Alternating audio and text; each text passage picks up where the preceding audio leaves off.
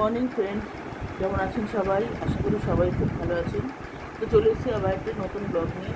এর মধ্যে মাঝে 2-3 দিন গেল শ্যুট করতে পারিনি। আসলে অনেক কিছু চলছে লাইফে।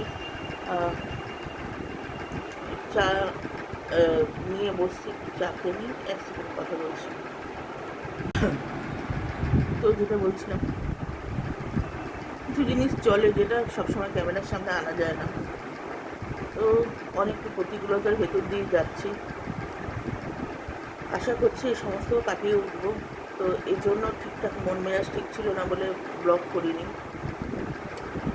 তো ছেড়ে দিন, সবার লাইফে কিছু না কিছু সমস্যা মাঝে মাঝেই চলতে থাকে।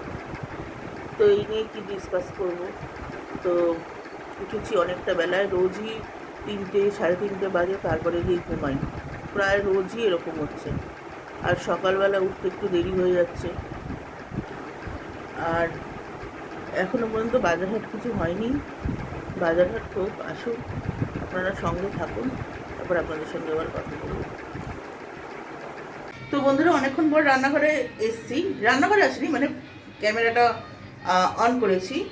তো আজকে হয়েছে কি, আজকে সব বলছে মা ভাত খাবো না, ভাত খাবো না। রোজ ভাত খেতে খেতে বোর হয়ে যাই। বাঙালিরা ভাত ছাড়া আর কি খাবে বলুন তো? আমাদের তো এই অভ্যাস, দুপুরে ভাত, রাত্রে উল্টোপাল্টা হয়, রুটি হয়, পরোটা হয়, লুচি হয়, ভাত হয়।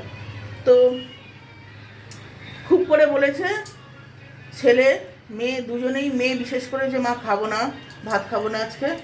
তো তার জন্য রুটি করেছি, দেখাই। তো এখানে রুটি,